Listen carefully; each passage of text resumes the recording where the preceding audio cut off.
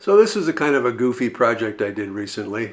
I wanted to, I bought a new Desert-X, love the bike, and I wanted some appropriate luggage for it. What I really wanted was some Mosko Moto R40 rackless 40s in that beautiful desert colorway.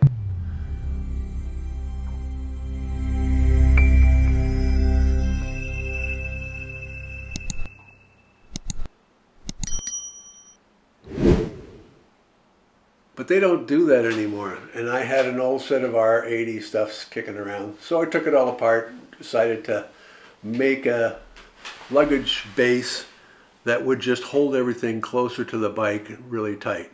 So I made a little frame and mounted it on the bike, just dropped it on the bike. I'm going to take that pillion seat off, but I just wanted to make sure I was going to clear the exhaust and be tight to the bike on the left-hand side, make it fairly vertical. So, and then I wanted the rack, the base, to fit down tight against the seat, to be as low as it could possibly be. So I cut that up and to make it fit down tight to that base.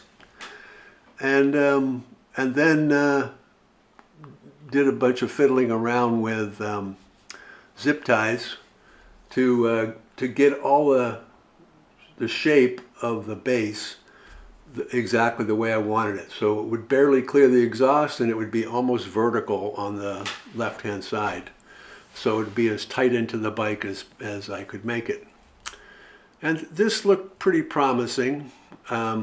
It's going to be a positive mold. Positive molds are always a little lumpy and not exactly the way. I mean, the real way to do it is you make a negative mold that you press so you press the outside of the carbon or fiberglass against the mold.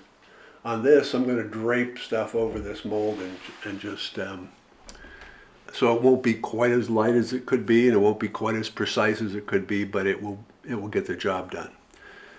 So I covered that funky kind of mold with some plastic, got all the wrinkles out of it, and then draped it with carbon and fiddled around with it some and thought, man, this isn't going to work. I'm going to have to make a foam mold. So I glued up a bunch of foam blocks, got out my trusty hot wire cutting tool. Been a while since I've used that thing. And then I made an aluminum base out of thin aluminum to give me the best possible contour.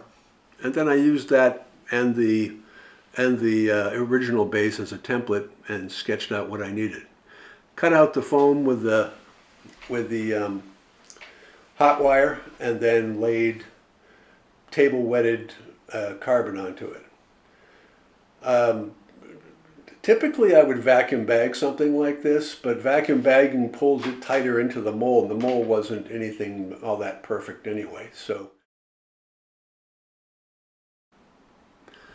I just laid some peel ply over it and got it to fit the mold nicely, smoothed it out basically by hand, and got it to look to what appeared to me at the time to be pretty good. But it wasn't. It was, the angles were quite right.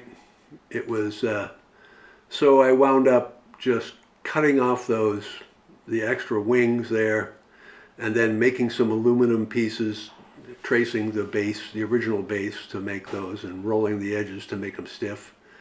Then clecoed them into place.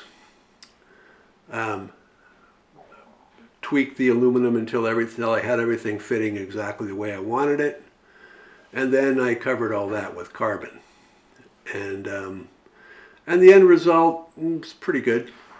It fits the way I want it to. It's snug to the bike. It's reasonably light. It's accurate. I trimmed off some of the excess aluminum before I riveted on the buckles and bolted on the holsters to reduce the amount of weight and and just material. So, but the end result is not bad. It fits the bike very well. It's nice and low in the back, even with a bag on it, and I think it looks good. I've taken it out and ridden it in the dirt and ridden on some fairly long pavement rides, and nothing burned, nothing fell off, nothing didn't work the way I expected it to. So I'm reasonably pleased with the end result. Although if as soon as Mosko Moto comes out with a desert colorway with those that they had a few years ago, I'll probably buy that. It's just really hard to improve on their excellent stuff.